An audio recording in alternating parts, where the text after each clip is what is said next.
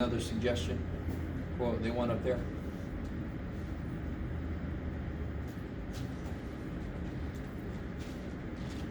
Okay, cool. I like it. Not much yet. There will be plenty this semester. And the whole rest of the class, the next few weeks. 1/4 of the way done. Crazy. Is that all right? You guys all right? Yes? No?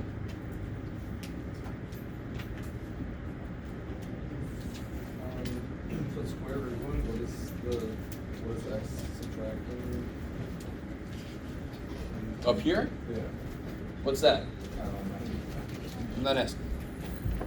The What's that? Greek letter thingy, I forgot what The mu. The mu. Yeah. Yep. Population. Yeah, I kind of made it. He's kind of shy on this one. He's all like,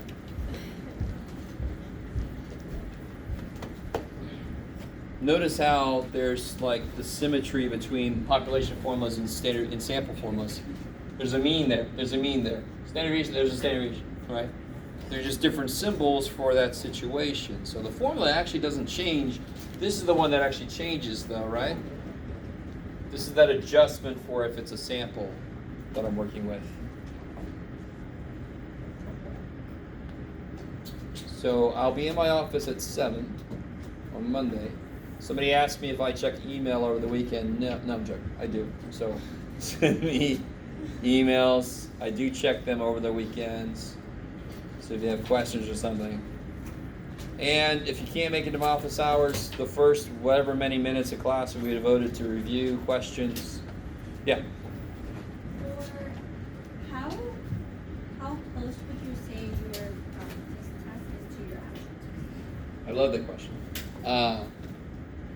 Any class I teach, the first test will be decently close because it's normally nuts and bolts kind of stuff, meaning there's not a lot of variations on the theme. With that said, I'm not going to necessarily have the exact same kind of questions, but they will talk about the same ideas. Okay. So like As if we you go feel confident on the practice test that you should. Yeah, anytime you're able to do the practice test pretty well and you understand the ideas, you should be fine for the real test. Make sure you know the difference between understanding an idea and being able to plug shit in a formula. Those are two different things. Do you understand the idea? Yeah. And then with regards to like studying the sex of kindness, as you recommended to like look at the worksheets or look at the notes. Has anybody, so this is something I always forget. It's kind of funny, back when we didn't have as many resources, all students kind of knew what to go look for. Now that there's almost too many resources, students, I realize, don't even know what the hell to look for. So you still got books and shit. You got dumb books like Statistics for Dummies, which is stupid, but you got, what are these, Shams books. I like Shams for study guides. There's one called REA study guides. I like those. But now you can just go to YouTube, type in standard deviation table or something, and just find somebody who makes sense, and then see what other videos they have.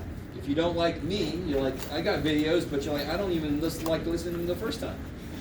You can find somebody, see if they make sense, and then go see what other videos they have. There's a lot of shit on YouTube, but there's a lot of really good stuff too. So you've got almost too many resources and places to go to for more practice or more explanation. You've got the other problems in the homework I didn't assign that have answers in the solution manual, in the back of the book. Yeah, so there's a few other places you can get more practice for sure. Yeah. Is having A given B,